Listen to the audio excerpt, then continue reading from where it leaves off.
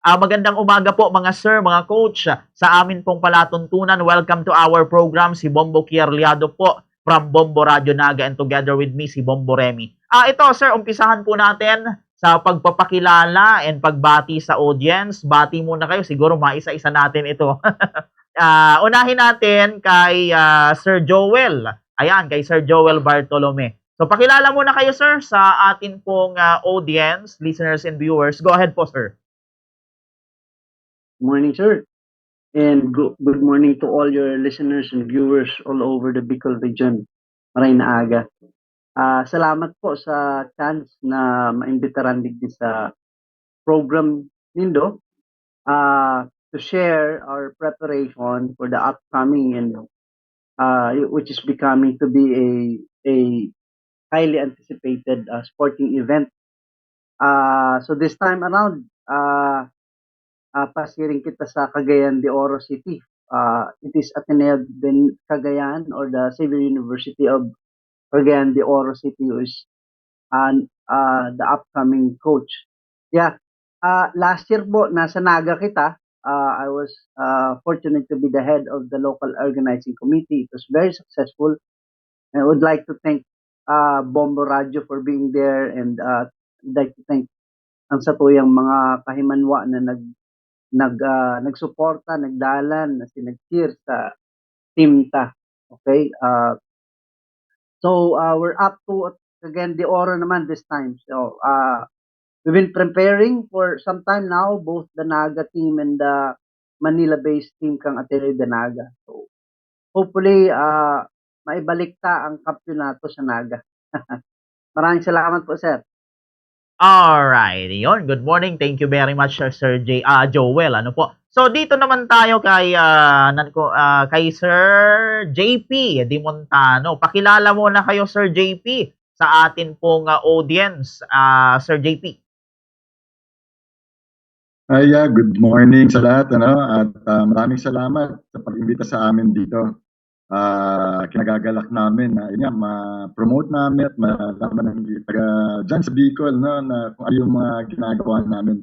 Siguro later i-explain ko kung ano yung mga hindi lang laro-laro lang at marami rin mga benepisyo itong ginagawa namin. So later siguro i-explain ko na lang. But anyway, good morning sa lahat. Salamat sa pag-imbita. Alright, thank you very much din po, Sir JP. So, dito naman kay Sir Don Alvarez. Pa-correct na lang ako, sir, kung tama ba ang aking pronunciation. Bati muna kayo, Sir Don, and pakilala kayo sa ating audience, sir. Hello, good morning. This is Don. I am the school representative for Inter Ateneo for Xavier University. And tama po yung pagkasabi mo sa surname ko, well read po. Yes, we are the host, and our preparations for this event is not so much focused on preparing to win, but preparing for our guests to arrive. Yes, yan lang muna po. Alright. Tapos, siguro habol na lang siguro si Sir, si Engineer Bansuela, So, for the meantime, siguro mag-arrive na tayo sa interview. Unang tanong, mga sir, para magkaroon lang ng background yung ating audience, ano po ba ang ibig sabihin ng Inter-Ateneo Football Friendlies? Kailan po ba ito nagsimula? Yung history nito? Taon-taon po ba itong isinasagawa? Ano po yung more on dito sa event na ito, mga sir? So, siguro ang unahin natin na sumagot, si Sir Joel. Ayan, Sir Joel.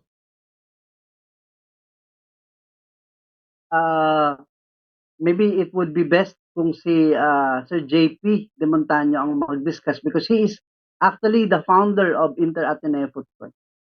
Okay po. Sige. So, ipasa natin kay Sir JP. So, Sir JP, ano po ba yung parang objective ng pagkakatatag nitong IAF or Inter Ateneo Football Friendlies? Kailan pa po ito nagsimula? Yung mga details dito, sir, makuha po namin. Sige po, Sir JP. Okay, sige, salamat. Joel, salamat for the opportunity. Ayun nga, nagsimula ito actually, yung unang kwentuhan ito noong 2013 pa. Pero kwentuhan lang, mahabang kwentuhan to. parang 6 na taon bago na come into fruition, no? We were kasi mga football players kami na member ng JCI, Junior Chamber International. Ako, taga JCI Quezon City Capitol. Tapos nag-aaral naman sa Ateneo de Manila. Isang co-founder ko, si Marlo Tilano naman, Ateneo de Zamboanga siya. Tapos JCI din siya ng Zamboanga. No? Tapos isa naman si JB Cabanlet. Hindi siya football player, pero naisama pa rin namin siya, no, na mag-organize. So kaming tatlo yan, usap-usap kami, puro lang, tara, gawin natin. No? 2015. Hanggang sa nung finally, I think it was 2018 when I got to meet Carlo Rodriguez. Pagkatapos nun, yun na, jump start. Pagka ni Carlo yun, medyo mandal na. So talagang everyone was on board na. So natuloy siya. Ang pinakaunang nagawa namin, noong 2019. Ngayon, nung 2019, at nakaikot na kami, full circle na kami, lahat ng schools nakapag-host na. Balik tayo sa simula. Cagayan de Oro nagsimula. Okay, at Cagayan de Oro po tayo ngayon. Every year po siya, nahinto lang nung pandemic, pero after pandemic, diretso na po, naikot na sa eskwelahan, at tuloy-tuloy. At nag-report yung ating LOC chairman, si Sir Don, ng mga participants na nag-register na, at mukhang record-breaking ito sa dami ng participants ngayon. So, we were very small, sa small group nung nagsimula ng 2019. Ngayon, medyo malaki-laking contingent. In fact, yung pinaka-huling meeting namin was about how to handle the number of teams and participants. So, ayun, the growth is there, and we're expecting a lot. Ang tagalan ng mga hosting ng mga schools, so medyo nakaka-pressure yung hosting nila, pero wala, nagagawa pa rin. At ang gagaling talaga mga host. Last year, yung talagang magandang hotel pa yung aming awards night, di ba? So, ayun, so salamat sa Joel sa last year natin na ano, at sabi nga na they will defend the crown. So tingnan natin, exciting itong mangyayari sa susunod na IAF. Alright, yun. Pasensya na Sir JP kanina. Ano po, medyo nalito lang ako. Pero anyway, Sir JP, maidagdag ko lang na katanungan. Na-curious lang ako, sir. Yung mga kalahok dito, sir, parang mga adult na, like mga nasa edad, mga nasa 40, mga ganun. Or pwede rin, sir, yung mga student, Sir JP. Yeah. As of now, no, ang dalawang divisions kami, 40 and above, saka 50 and above. So yun lang muna ang kinikinder namin, no? Yung mga alumni ito, alumni players na nakapag-aaral sa kanya-kanyang campuses natin ngayon. Yun nga, 40 and above at saka 50 and above. 2 divisions pa lang. Siguro ang rason ay mas friendly na ang mga 40s at 50s. At yun ang goal kasi ng IAF, talaga magsama-sama. Later on, siguro pag naitanong mo ito, yung actual benefits na deriving from having IAF events. So, yun na for the divisions. Opo, yun. Very well said, sir. Tapos ito, sir, maidagdag ko pang katanungan. Ngayong taon, sir, kailan ba, sir, isasagawa ito? Itong Inter-Ateneo Football Friendlies, Sir JP? Ayan, yung mga details yan, bigay natin naman kay Don yan kasi sila yung local organizing committee. So, Don. Hello, thank sir. you. So yeah, our tournament the event will be from February 27 and February 28. But the tournament day would be on February 28. Kaso lang, we will have activities on February 27. We plan to have on that day a press conference. We also intend to visit yung Xavier University president, which was si Father Mars Tan, who is supporting this event, and para naman yung mga ibang alumni players from other schools can visit the school and then maka-courtesy visit kay Father Mars. Also on February 27, we will be welcoming our guests at 5 p.m.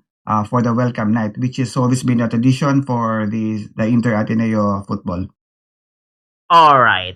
So ito, Sir Don, palibasa tayo ang host this event ngayong taon.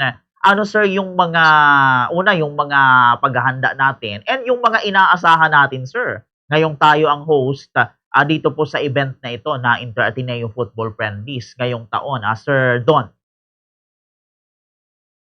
Thank you. Thank you po sa question.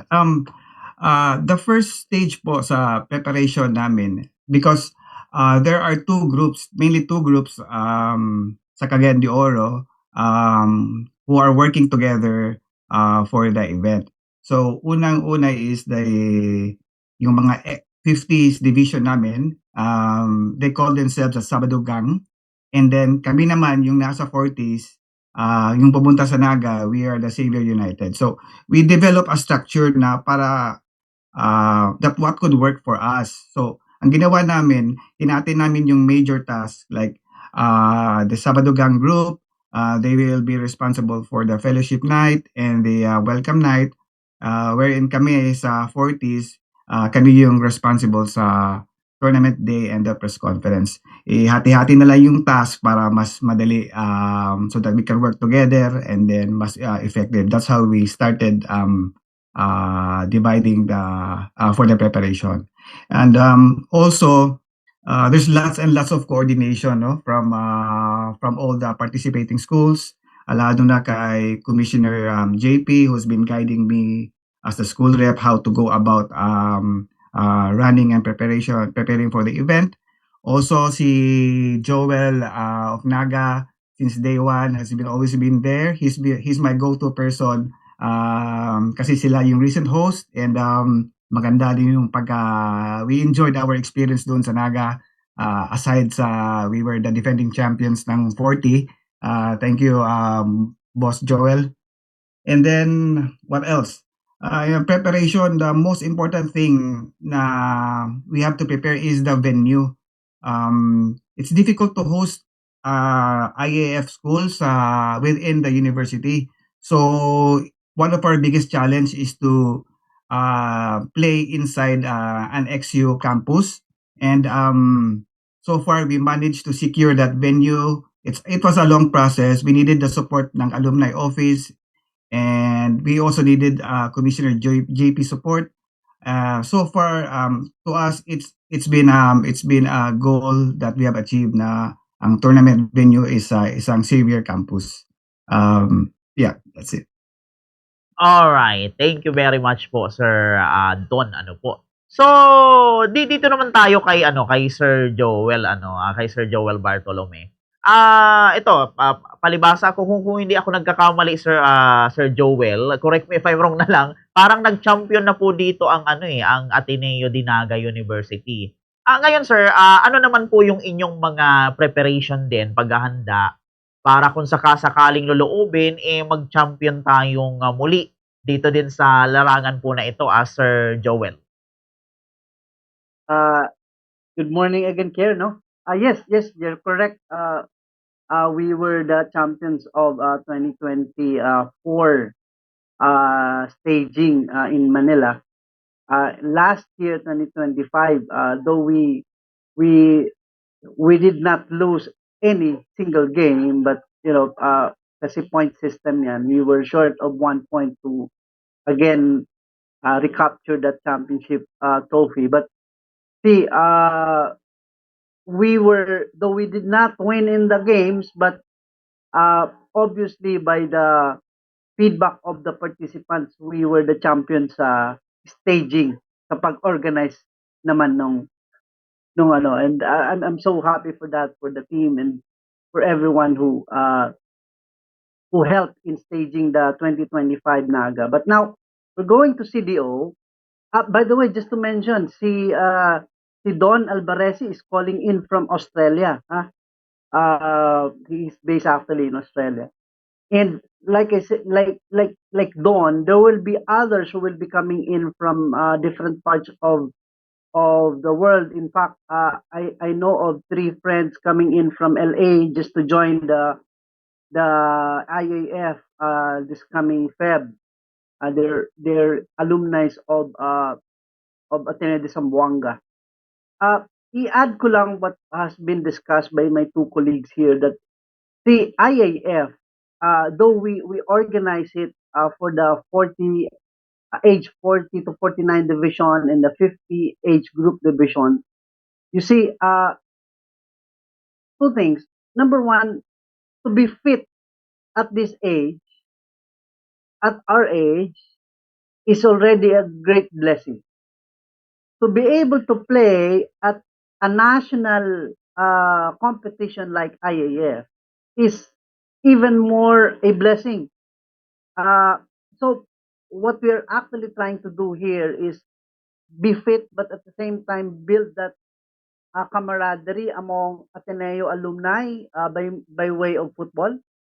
And by doing so, we'll also be able to model ourselves to the younger generation na especially those in the Ateneo and especially those in playing football na in the future, they'll get to reach our level of fitness at the same time of competition. Every year, we do this, but did you know that ang Ateneo, mga Jesuit schools across the country, they also have this Jesuit athletic meet. I think a couple of, several years ago, it was Ateneo de Naga who hosted that, wherein lahat ng mga athletes ng mga estudyante, college and high school from all the Ateneos, all went to Naga. Last year, if I'm not mistaken, it was in Santa Rosa in Xavier to have the Jesuit athletic meet. So, etong Inter-Ateneo football is actually a an older version, so to speak, of the Jesuit athletic meet. Kasi ang mga nagjo-join dito are mostly Ateneo alumni. And we have, as JP have said it, rightly so, we have expanded considerably. This is already our sixth staging. Kumbaga, nag-full circle na from the very start na nag-start kami sa Cagayan de Oro, and then we're back to Cagayan de Oro. So, we're all excited kasi dumadami. May mga umuuwi from abroad just to join the competition. May mga players dito who are still very active sa mga competitive leagues. May mga former national team players tayo maglalaro. And of course, we have a good number of tawag namin dyan, weekend warriors, sabi nga ni Don Sabadugang. So, Ateneo de Naga, every Sunday in the afternoon, we have our weekend warriors as well. Yung mga alumni natin na mga, sabi namin, mga pwede pa kami portion. Mga 40s and 50s naglalaro dyan sa Naga City Sports Complex in preparation for the Inter-Ateneo football. And then kami naman, because I'm actually based in Manila, we do have our own weekend practices, and sometimes Tuesday night or Friday night, we also do scrimmages. So, ayun, like I said, again, it's more about keeping fit or making sure that we're all healthy, and even at our age, we still are able to be competitive. Yeah. So Alright. that's from my Opo, end. very well Yeah. said, Sir Joel. Eto, maidagdag ko lang na katanungan pa, Sir Joel. Sa performance naman, sir, or sa mga ability pa ng ating mga kalahok sa Ateneo de Naga University, ano pa, sir, yung parang mga i-improve pa natin sa kanilang performance, yung mga i-develop pa, Sir Joel? Okay. See, I've said, as I've said, so we're already in our 40s and are already in our 50s now. But these players of ours, the team, majority, if not all, were former mga varsity yan ng Ateneo de Naga. In my college, I also played for Ateneo de Manila. Kumbaga kami in terms of improvement, it will be the because after all these years, yung bang the spirit is willing but the body is no longer as fast. So what we just do is yung teamwork, continuous substitution, reaching out for each other pag sinong pagod na,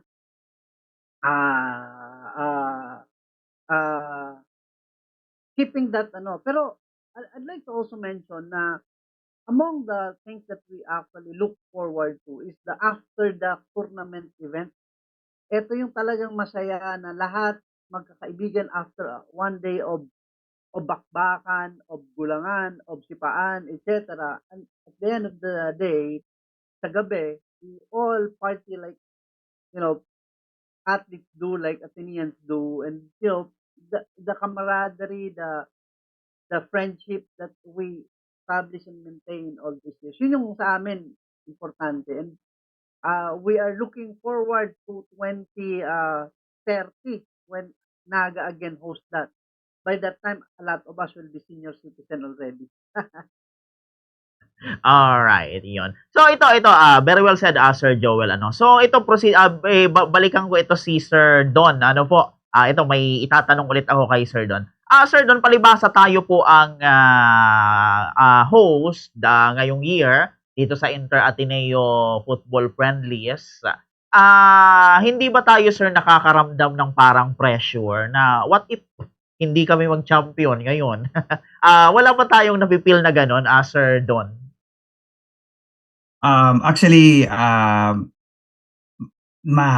there is an intense pressure sa defending champions ng 40 namin. Talagang intense kasi we are not only we're trying to juggle, mag-practice kami, and at the same time preparing for as hosts, we have to prepare for the event.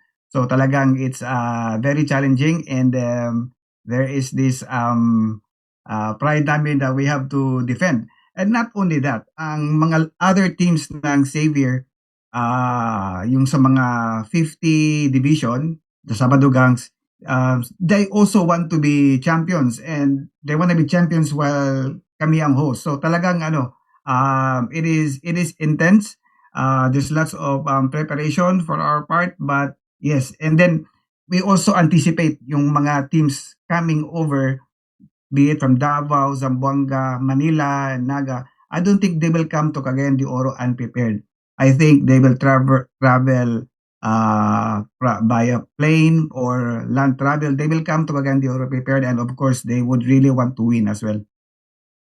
Alright, yun. Ito, sir, maidagdag kong katanungan ko pa rin sa inyo, Sir Don.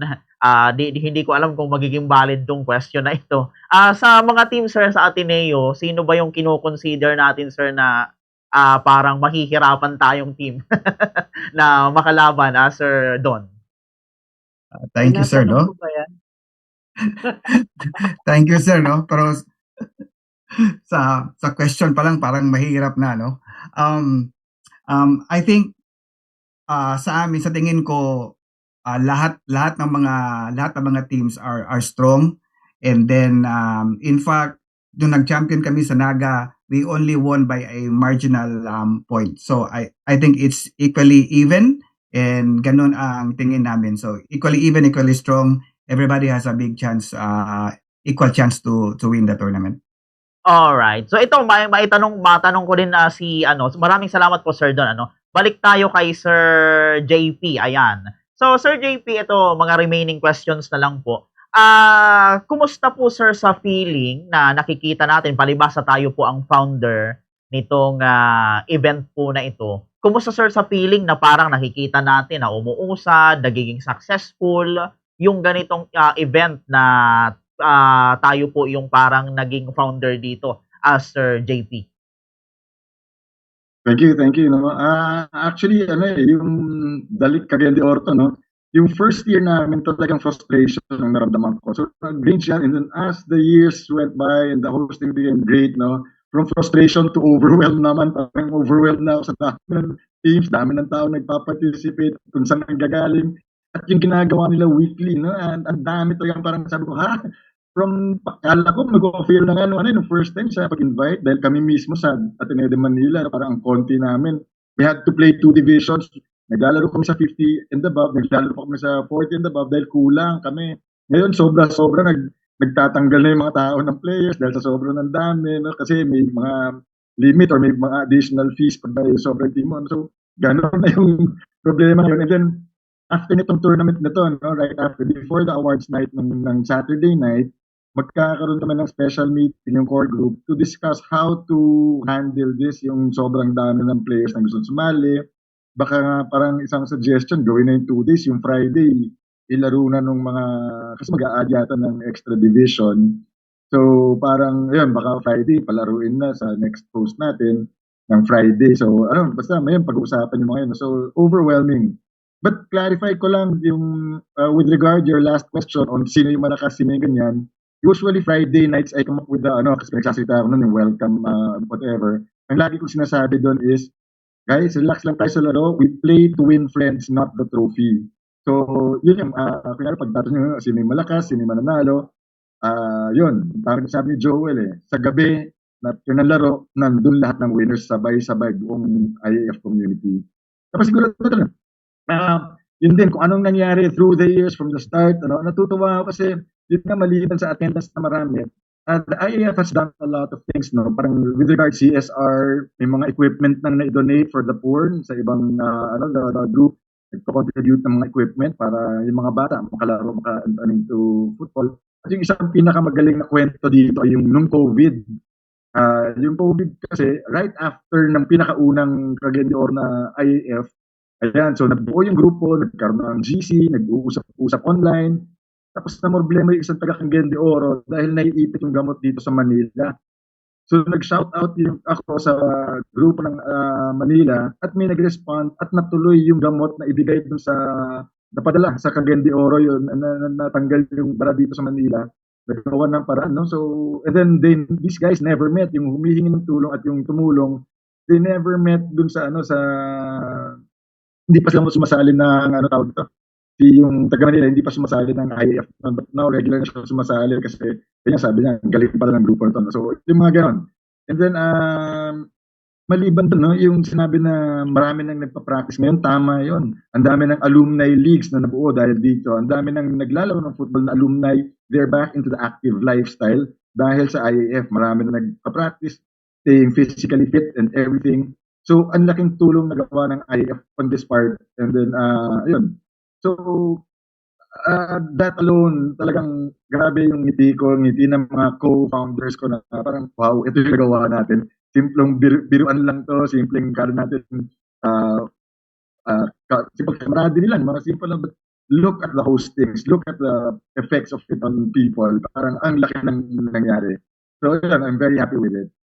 Alright, yun. Ito mga sir, dahil malapit na pong maubos yung oras ng ating Zoom, baka mamatay po ito bigla. Siguro sir, makuha ko na lang po ang inyong mga maikling mensahe, paanyaya sa atin pong mga listeners and viewers, mensahe sa bawat isa, sa mga katunggali po natin. Sige sir, ano po yung mga maiiwan po nating mensahe? Unahin natin sa mag-host, kila Sir Don. Sir Don. Thank you po. No? Una sa lahat, nagpapasalamat ako sa Inter-Ateneo football community sa support na binibigay nila to us to help this event na maging success. Also, sa local organizing group ng Sabado Gang who are been really very active in making this event happen as well.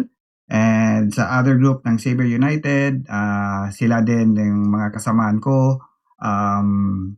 I am working nasa Australia ako, sila yung nasa Philippines, so they're doing a lot of work para sa event. I thank them a lot too. And then this is so far the biggest, napakaraming teams, 16 teams. It's a challenge for us to make the event or the tournament parang tuloy-tuloy, maganda yung flow at saka matapos on time. So that to us is a challenge, and again, I think it involves lahat ng tulungan sa lahat ng mga participants. And I hope to welcome them, and we hope na mag-enjoy sila pagpunta nila sa Cagayan de Oro, and not only them, kasama din yung mga pamilya nila and the other spectators po sa event. Alright, thank you very much, Sir Don. Proceed tayo kay Sir Joel. Sir Joel, ano po yung ating message sa mga listeners and viewers natin? Go ahead, Jake.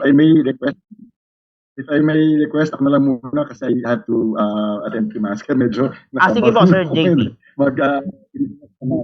But anyway, I just want to congratulate in advance na sila doon kasi grabe preparations. Nakikita ko yung pag-communicate na sa akin at saka sa ibang mga participants na. So we're expecting something nice here. And then, ayun nga, we're excited to meet all of these sobrang daming tao. I think maraming rookies tayong makikita this year dahil ang dami-daming participants. So we're excited about that. We're excited about the camaraderie, the new friendships that will be brought about with laging bugbog ang Cagayan de Oro, laging umpisa ng maraming teams. Kayo na naman ang nasabak. So ayun, congratulations in advance, and we're very excited to see you guys in IAF. For those who want to watch, everyone's invited. Don will give you the details later on. Salamat and goodbye. Sorry, I have to leave early. Thank you very much. All right.